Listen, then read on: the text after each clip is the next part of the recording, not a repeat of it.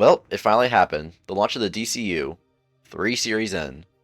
Ever have 3 kids and decide the third one was actually your first kid? Because that's how James Gunn must be feeling right now. It's so weird that a lot of people are considering Creature Commandos the first canon entry to James Gunn's DCU, when it references events from Peacemaker in the first 5 minutes, and that entire show was set in motion by the Suicide Squad. But that movie isn't considered canon, right? But Peacemaker, excluding the Justice League cameo at the end, is. But if Suicide Squad isn't canon, then why is Peacemaker in the hospital at the start, and he straight up mentions being shot by Bloodsport? You know what? No. None of that matters right now, because I'm not here to blow my brains out over what is and is not canon about DC right now. What I'm here to do is sit back, relax, and enjoy some quality superhero shows, because Marvel has no idea what the fuck they're doing right now. I'm going into this show completely blind because, to begin with, I've never been a major DC guy. I've read Superman, Batman, Flash, and a couple of Justice League comics, but that's pretty much it. I know most DC heroes, but I've never read their stories. Most of my life I've been a die-hard Marvel fan, but as of recently, I've been gravitating towards DC more. But not once have I ever heard of the Creature Commandos. I'm sure the comics are pretty good, I might check them out after watching the show. And doing a bit of research, it's definitely a popular series with DC fans, so I'm excited to see what this is about, and if James Gunn is about to produce his 6th home run of a superhero series. We're instantly shown who the main threat is going to be, or at least the first one, that being some Amazonian boss bitch magic girl with a bunch of soy boy cucks. When I first saw her, I thought she was some sort of evil Wonder Woman character, and then I realized she was just Amazonian too, and I was just being racist. We get a clear answer as to when this takes place, sometime after Peacemaker Season 1, since we learned that Amanda Waller is no longer allowed to use Task Force X after Adebayo exposed everything. This leads her to be like, the government said I'm not allowed to threaten people's lives to make them act as secret agents. I don't know where I heard this from, but I was told that Creature Commandos was a precursor to Task Force X. Maybe that's just a comic book thing, I don't know. We get introduced to our main characters. We got the Bride, she bad as hell. Dr. Phosphorus, he's bad as hell. Weasel was recaptured after the Suicide Squad, he's bad as hell. GI Robot, I'll rewire his circuits any day of the week. Also, why the fuck would you let this murderous robot keep ammunition inside of himself if he's shown to have no restrictions? And then lastly there's Nina, she bad as hell. Once again referred back to the Suicide Squad, so I'm really questioning what James Gunn's vision is here. Because I swear to God, he said in an interview that only Peacemaker is canon to the DCU. If I'm able to find that interview, I'll play it now.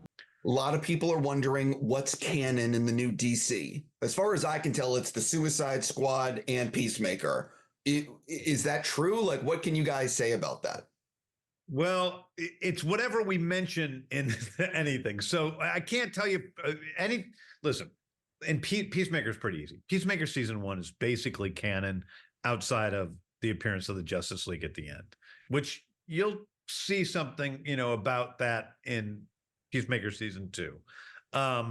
Suicide Squad is probably a little bit looser. I'm not, but we know that Rick Flag Sr. Is angry because his son was killed by Peacemaker. So we know that situation happened in the past. We have something to refer to think of what it might be like that happened. But that exists as canon because it was mentioned in Creature Commandos, not necessarily because it existed in Suicide Squad. I think of Suicide Squad and Peacemakers as pretty unreliable memories of what happened in the DCU.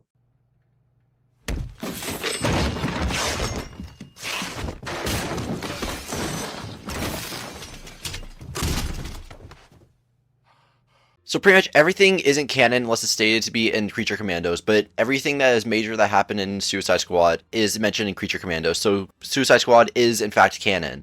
Great, I'm so glad we got that explanation instead of just saying Suicide Squad is canon. Flag Sr. gets his mission to protect some princess, which do normal CIA operatives not exist in this universe?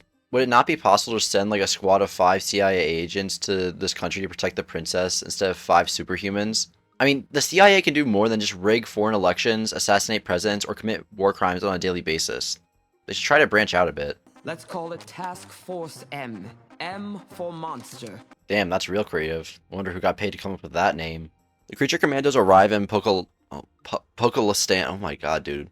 Pokolistan, where the bride says exactly what I thought when seeing the royal family. Looks like the gene pool was above ground and inflatable, if you know what I mean. Surprisingly though, the princess is a bad bitch. Or as kids say these days, damn, she got a level 10 yacht. It seems they're going to set up some kind of romance between Flag and this princess, even though Flag seems to be like around late 50s, maybe early 60s, but this princess seems to be in her 20s. Although she is a baddie, so it makes sense he'd instantly imagine himself banging her. I love all of Alexi's attempts at knowing pop culture. He calls Claire Peller one of the greats, even though she's only known for that one Wendy's ad in the 80s. Dude would die if we showed him someone like George Carlin or Mark Norman. Princess introduces herself, and everyone eats, and we even meet the queen of this country, who looks half dead. She looks like that one lady from The Amazing World of Gumball. It is at this moment I'd like to inform you of a popular fan theory that the princess is going to be revealed to be Clayface, simply due to the fact that she is pretty. I thought this was a stupid theory to begin with, but turns out it is confirmed Clayface will be in the Creature Commandos at some point, so it does give the theory more merit, but I really don't think this will be the case. As we see later on in scenes where the princess is by herself, she acts pretty defenseless, which I know Clayface's whole thing is that he's an actor, but like, you're gonna risk getting kidnapped by a bunch of soy boy cucks for what purpose? Like, why would he even be the princess? Plus, it's kind of hard to fake being royalty. Like, all these guards, I'm assuming, have known the princess since she was like a kid, so it'd be kind of hard to just like take her. I mean, he could like kidnap her and then transform into her, but like the theory states that the princess was never real to begin with, and that the actual princess is the queen. So I don't know how this theory is supposed to work, but with knowledge from the third episode, but we'll keep going. The group then moves outside where Flag and the princess talk, and it turns out she's into DILFs. I'd like to show you something. She's gonna show him her pussy! What is it you wanted to show me, Ilana? Just this wonderful armor. Holy fuck, it's actually happening! I was just joking! Bro, Flag gotta be gay or something. Like, all I'm saying is, if this bad bitch pulled this on me, I'd break in a heartbeat. We go to Bride and Nina, who just leave the castle because Bride wants to, and Nina just follows. Flag and Phosphorus get into a fight over the shock controller, but assuming that these guys have bombs in their necks like the Suicide Squad, then they'll end up dying if they try to escape anyways, because Waller will just learn about their betrayal, and they'll end up missing their heads. And even if they don't have bombs, I'm sure Waller is able to like remote shock them from anywhere in the world. Also, remember how Waller said Dr. Phosphorus emits radiation? I wouldn't be surprised that at the end of the series we learn Flag has stage 4 terminal cancer. Going back to Bride and Nina, they enter a mansion and some old lady alerts Frankenstein on the bride's arrival, and bro is living up in a yacht full of hot chicks. I wonder what dude's been up to since the 1800s. We get to see Bride's origin, and it's pretty much the normal Frankenstein story, with Frankenstein wanting love and being pissed at Victor for showing doubts about it. The rest of it is just sprinkled out throughout the episode, but we do just see the prep work that went into making Bride at first. The princess shows how much of a simp she is by taking advantage of Flag's injuries to get him to take off his shirt, in the name of cleaning his wounds. All I'm going to say is, if this was a guy telling a girl to take off her shirt in the scene, people would be up in arms about how sexualized women are in media. Just saying. We see more of the bride's backstory, more specifically when she was actually brought to life. When she was created, she freaked out because bitch was dead and then suddenly experiencing life again. Only the sight of Victor was able to calm her down, but when she saw Frankenstein, she started to freak the fuck out again. That's gotta be the equivalent of like asking out a girl, and she just starts breaking out crying right where she stands. Brian and Nina look around for a necklace with a gemstone that I'm not even going to try to pronounce. We also learn that Nina is technically a human with gills, so if that's the case, what's with her eyes, her fins, and also her skin color? Some surfer dude is sitting outside the mansion and alerts Boss Bitch Magic Girl that Brian and Nina are at the mansion. Right after that, we go back to the princess and Flag, who finally get on. Woo! Fictional sex! We cut back to Bride's past and see Frankenstein get pissed at Victor for falling in love with him, and not vice versa. We were told that Victor already has a wife, so bro just isn't faithful. There's not a single person in this story that's in the right. As a gift for his infidelity, Victor gives the bride the necklace that she's looking for in the present day. As Nina finds the necklace, she gives it to the bride, before they both get hit with a hollow purple by Boss Bitch Magic Girl. Flag and the rest of the Creature Commandos head over to the mansion that they're at, which doesn't sound smart considering Flag is supposed to be a military general and his mission is to protect the princess. So why not leave at least 2 of the other commandos to protect her? I guess there's no guarantee that they'll stay at the castle if Flag leaves, but he still has the Zapper, and at least G.I. Robot seems somewhat loyal. Bride and Nina get into a fight with Boss Bitch Magic Girl and her soy legions. Surprisingly, Bride puts up a hell of a fight. If her and someone like Flag fought Boss Bitch Magic Girl, they could probably take her down. During this epic fight, we also get a sex scene, which is kind of fucked up considering Bride is made up of several dead corpses, so Victor is just performing necrophilia while cheating on his wife. Frankenstein ends up murdering his adulterating ass, leading Bride to accidentally burn down the mansion and leave Frankenstein for dead. Throughout the years, Frankenstein chases her down trying to get with her, and it's a pretty cool montage showing the pair through time as Frankenstein tries to marry her. This has led me to wonder why Bride is in prison, because it seems like she's just trying to live a normal life throughout this scene.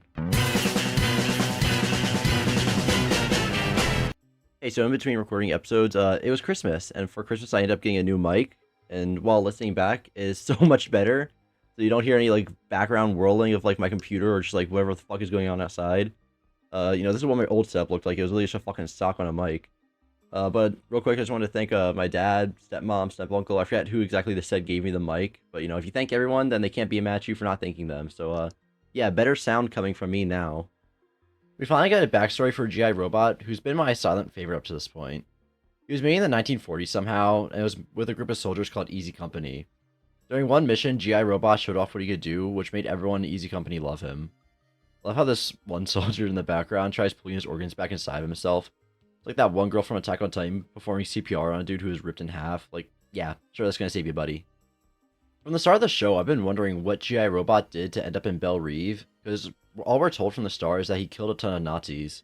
I just assumed that we were in the timeline where Nazi sympathy was at an all-time high. Going back to the present, Flag and the Creature Commandos enter the mansion to find Bride tied up. I love how everyone thinks she's trying to warn them of some sort of ambush, but in actuality, she just wanted the tape off her mouth. G.I. is such a Chad for caring this much about Nina that he lifts the tub she's stuck in and takes it to the van when everyone leaves. I can't believe it took Flag this long to realize that he left the castle defenseless for an attack by boss bitch Magic Girl.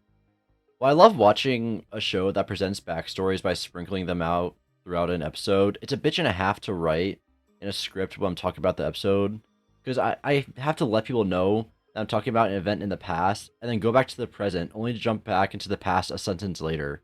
We see G.I. Robot sometime after World War II on TV being presented by the military, and while there he assumes multiple people are Nazis, which made me think this is what got him sentenced to prison for killing a bunch of people, but I was surprised when it didn't actually happen. Instead, the military sells G.I. to a scientist who researches his body since he's a functioning robot that's more intelligent than most AIs nowadays. The scientist says he's going to use G.I. as a base to study, and he's going to make a new generation of robots based off of him.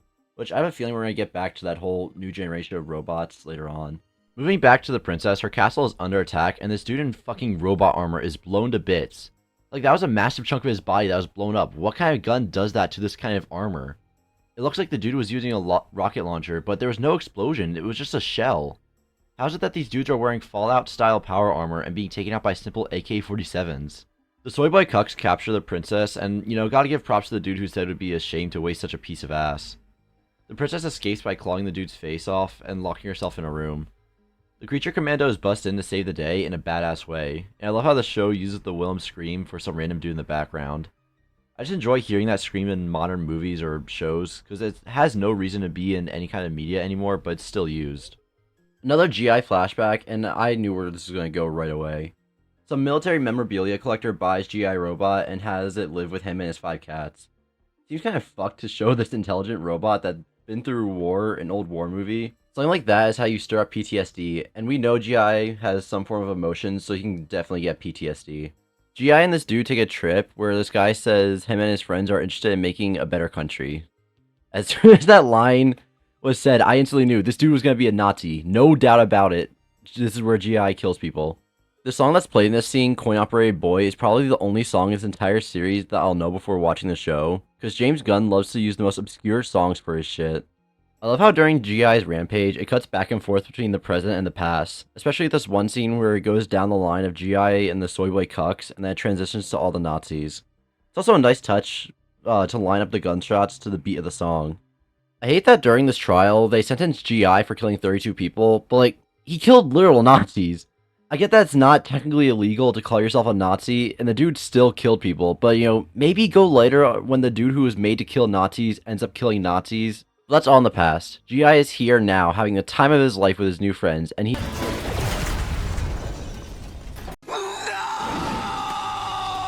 Of course, Boss Bitch Magic Girl has to come in and kill the lovable psychopath of the series. What's up with James Gunn doing this shit? This is exactly what happened with Polka Dot Man. They hyped him up and gave him a great scene of freeing himself from his mom's control just to kill him. The princess is about to get captured again, but she pulls out a gat and pops these guys' caps. But she's still not safe as Boss Bitch Magic Girl comes back and hollow purples her. I don't even know how like she survived a magical blast and being thrown into a wall. Maybe she is Clayface. No normal human should be able to survive something like that. I love how quickly Weasel is able to take her out, and he also goes for her ass as well. Once I saw how quickly Boss Bitch Magic Girl was taken out and that there were 4 more episodes left, I knew right away that they're going to pull the whole "you don't understand, I'm not the real villain here" card. So far I'm loving this show, and I've been starved for James Gunn DC content, or just DC content as a whole. And this is a breath of fresh air. I love how James Gunn wasn't just looking for voice actors, but actual actors to play the parts of these characters so that when, or even if they appear in live action, it'll be the same people. I hope they bring in the Creature Commandos to live action sooner rather than later, because even in these 3 episodes alone that I've watched, I've grown to love them. I know Frank Grillo is already confirmed to be playing Rick Flag in the new Superman movie, so clearly he's going to survive whatever this show throws at him. I can't wait to see what Frankenstein throws in the mix, because I thought he would make an appearance by now, but I guess the events of episode 2 and 3 only take place within a day. I also didn't realize this until I looked it up, but the voice actor for Frankenstein is the same dude who plays Hopper in Stranger Things and also Red Guardian in the MCU. I wonder if James Gunn will be able to bring any other MCU actors into the DCU. Imagine if you got someone like Chris Evans or Robert Downey Jr. just to steal one of Marvel's most popular actors for DC. Well, anyway, this is the first 3 episodes, and while working on this video, 3 more have already been released. So I'm going to go ahead and watch those and spew out my opinion of the rest of the show afterwards. Peace.